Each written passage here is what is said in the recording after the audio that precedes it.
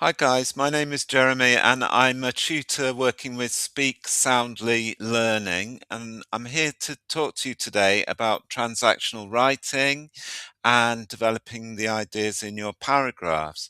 Now, as an examiner, I know that examiners will look at your speech, your article or your letter, and nearly always the first thing that they look at is the paragraphs, the length of the paragraphs. And if the paragraphs are one or two sentences, then they are going to make a judgment. And that judgment is that you are a candidate who doesn't know how to perhaps develop your ideas. And teachers will often put feedback on your work like you need to develop the ideas in your paragraph more, or you need to extend your paragraphs more.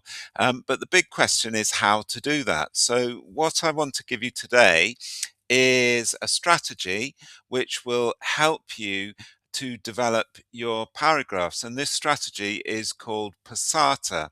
Now, as it does sound a little bit like a pasta sauce or some tomato-based product, but it is not. It's an acronym which will help you to remember how to structure and develop your paragraph. So if I go on to the visualizer, so passata obviously starts with a P, then an A, then an S, then an A, then a T, then an A, and each of those stands for one type of sentence. Okay, so just as in a lot of paragraphs, you start by making a point.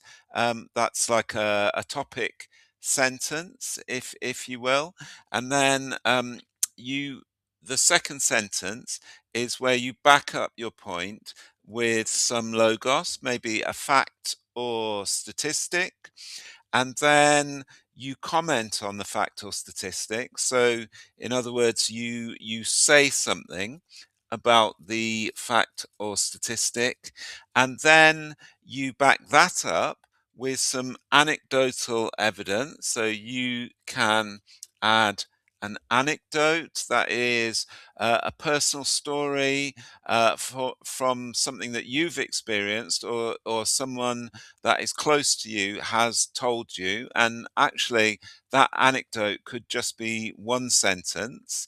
And then you add in the next sentence, you're going to add a technique.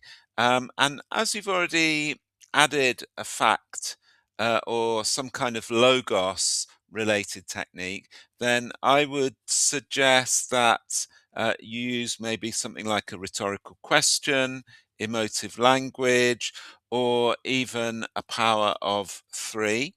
And then the last sentence in the passata paragraph is where you offer a solution. So you might say something like, if we all um, something, then this will be the effect, and explain the effect.